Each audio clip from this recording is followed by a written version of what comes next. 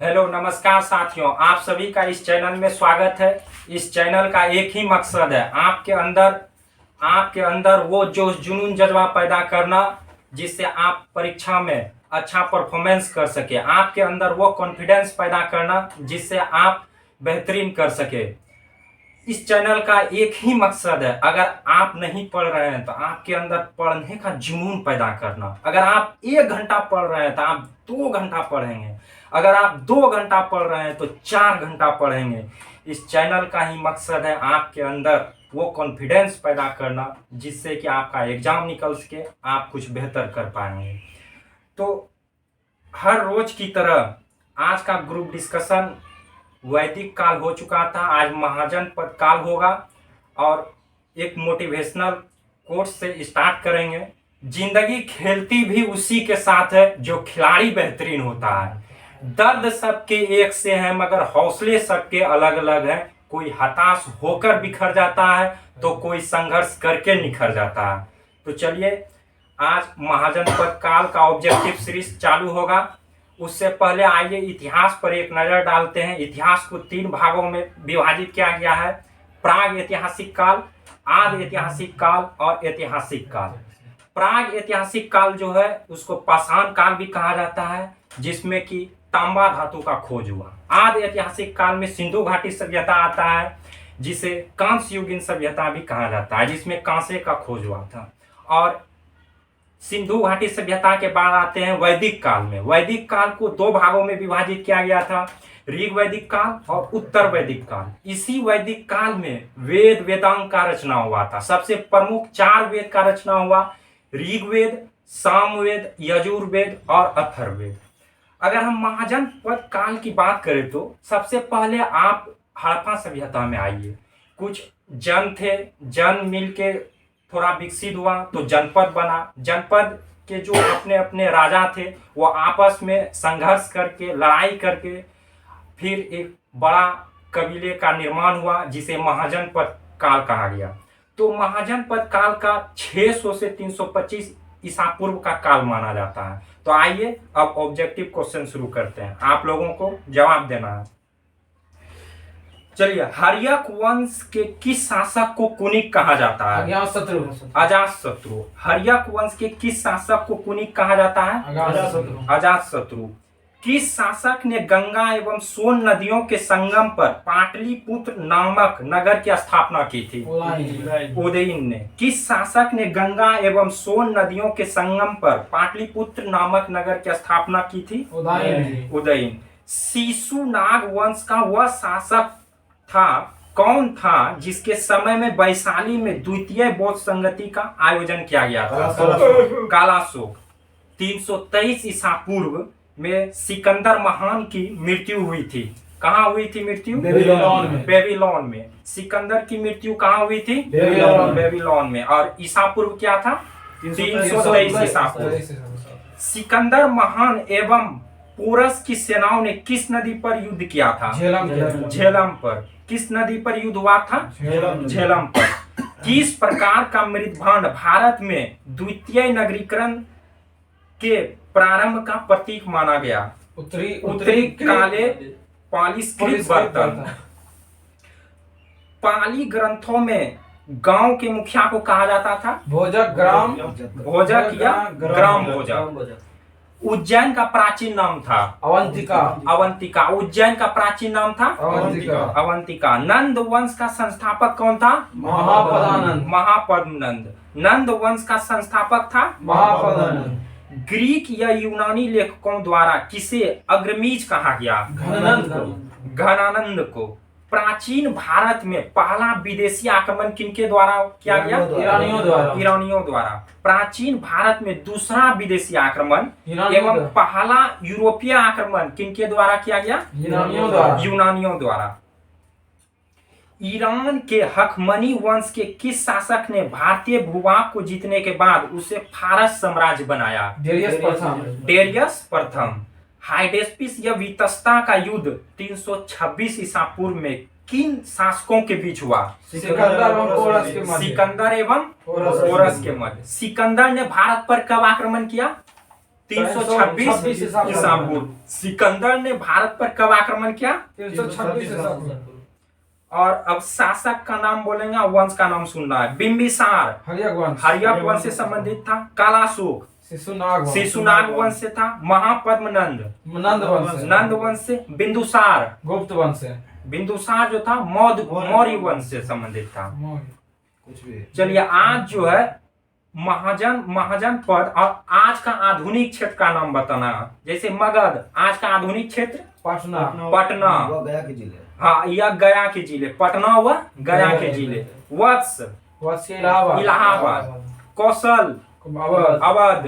अवंती मालवा। मगध की प्रथम राजधानी कौन सी थी? मगध की प्रथम राजधानी कौन सी थी? गिरिव्रज या राजगिर। किस शासक द्वारा सर्वप्रथम पाटलिपुत्र का राजधानी के रूप में चयन किया गया? उदयन द्वारा। किस शासक द्वारा सर्वप्रथम पाटलिपुत्र का राजधानी के रूप में चयनित किया गया? उदयन द्वारा। 16 महाजन पदों की सूची उपलब्ध है अंगुत्तर निकाय में। मगध का कौन सा सिकंदर महान का समकालीन था? घनानंद। प्रथम मगध साम्राज्य का उत्कर्ष किस सदी में हुआ था? छठी सदी ईसा पूर्व में। चलिए राजा और उसके राज्य से संबंधित। प्रघोत किस राज्य से संबंधित था? अवंती से। उदयीन वत्स से। प्रेसंजीत कौशल से। अजातशत्रु अवंती से। मगध से। ठीक है। अभिलेख साक्ष्य से प्रकट है कि नंद राजा के आदेश से एक नहर खोदी गई थी। कलिंग में नंद राजा के आदेश से एक नहर खोदी गई थी। कलिंग में। पहला ईरानी शासक जिसने भारत के कुछ भाग को अपने अधीन किया था? डेरियस। पहला ईरानी शासक जिसने भारत के कुछ भाग को अपने अधीन किया था? डेरियस। मगध के राजा अजातशत्रु का सदैव किस गणराज्य के साथ युद्ध रहा? वज्जी संघ। नंद वंश का अंतिम सम्राट कौन था? घनानंद। नंद वंश का अंतिम सम्राट कौन था? घनानंद। भारत में सिक्कों या मुद्राओं का प्रचलन कब हुआ? 600 ईसा पूर्व। मगध सम्राट बिंबिसार ने अपने राज व जीवक को किस राज्य के राजा की चिकित्सा के लिए भेजा था? अवंती। मगध सम्राट बिंबिसार ने अपने राज व जीवक को किस राज्य के राजा की चिकित्सा के लिए भेजा था? अवंती। किस शासक ने अवंती को जीतकर मगध का हिस्सा बना दिया? शिशुनाग। किस शासक ने अवंती को जीतकर मगध का हिस्सा बना दिया? शिशुनाग। किस मगध सम्राट ने अंग का विलय अपने राज्य में कर लिया? बिंबिसार। किस मगध सम्राट ने अंग का विलय अपने राज्य में कर लिया? बिंबिसार। काशी और लिच्छवी का विलय मगध साम्राज्य में किसने किया? अजातशत्रु। काशी और लिच्छवी का विलय मगध साम्राज्य में किसने किया? अजातशत्रु। सिकंदर के आक्रमण के समय उत्तर भारत का निम्नलिखित राजवंशों में से किस एक का शासन था? नंद वंश का। सिकंदर के आक्रमण के समय राजवंश का एक शासन था नंद वंश का। कौन सा एक ईसा पूर्व छठी सदी में प्रारंभ में भारत का सर्वाधिक शक्तिशाली नगर था? मगध।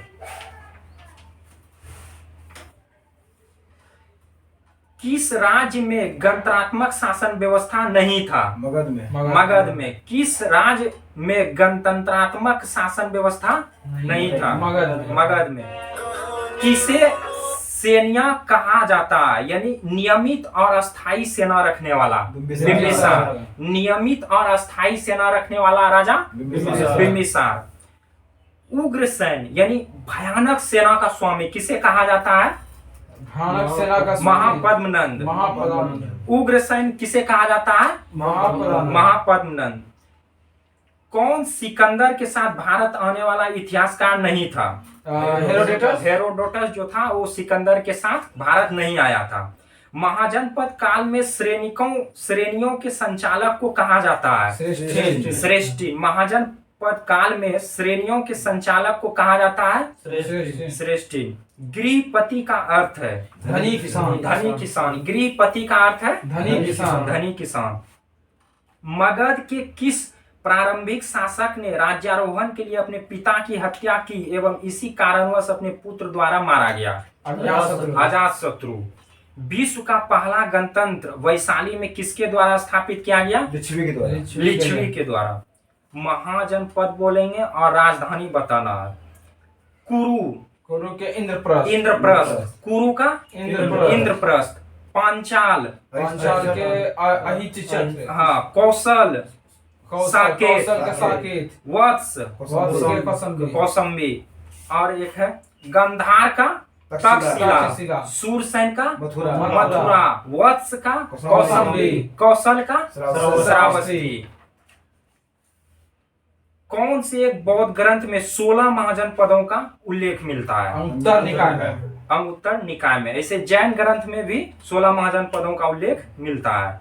6ठी शताब्दी ईसा पूर्व मत्स्य महाजनपद स्थित था राजस्थान में। राजस्थान में। किस एक नदी को पहले वितस्ता नाम से जाना जाता था? झेलम। झेलम। चलिए आज अब महाजनपद काल का ऑब्जेक्टिव शुरू हो गया है, खत्म हो चुका है। अब कल धार्मिक आंदोलन से शुरू होगा। ठीक है, कल मिलते हैं। आज का वीडियो या सेशन कैसा लगा आप लोग कमेंट करके जरूर बताएं और लाइक सब्सक्राइब शेयर जरूर करें।